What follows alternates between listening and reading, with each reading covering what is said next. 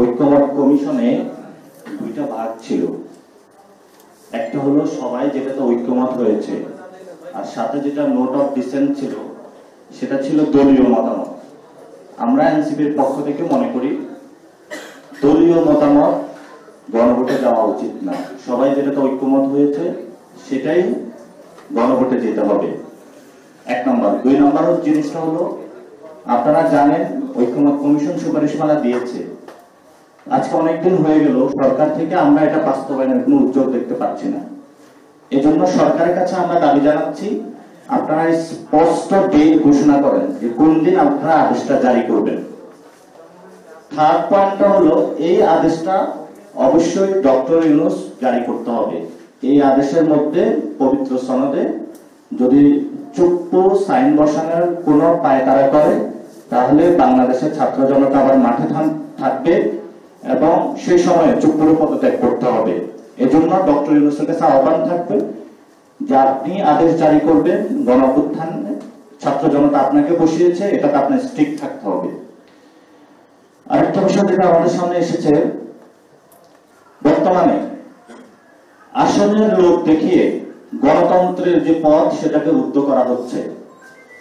বিভিন্ন ছোট ছোট দল যারা রয়েছে, এক দুইটা আসন দিয়ে গণতন্ত্রের যে পথ, বহুদলীয় গণতন্ত্রের যে সৌন্দর্য, সেটাকে বাংলাদেশে নষ্ট করা হচ্ছে, রুদ্ধ করা হচ্ছে।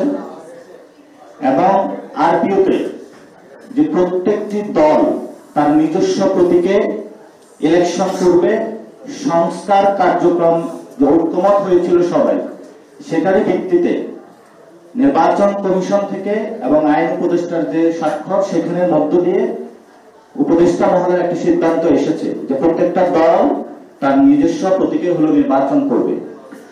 কিন্তু এই বহুদলীয় গণতন্ত্রকে বিনষ্ট করার জন্য আপনারা দেখেছেন একটি দল উঠে পড়ে লেগেছে।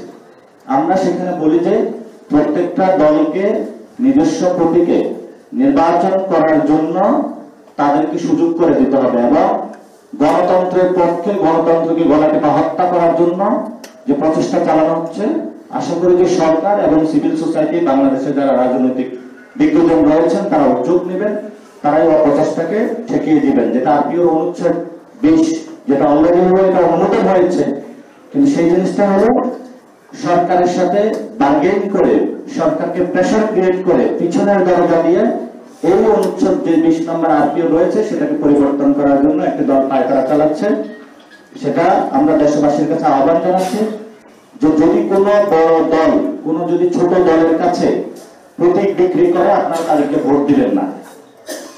কারণ বাংলাদেশে আসনের বিক্রি করে বড় দলগুলো ছোট দলকে একীভূত করে নিয়ে বাংলাদেশে তারা নিজেদের রাজতন্ত্র কায়েম করতে চায়।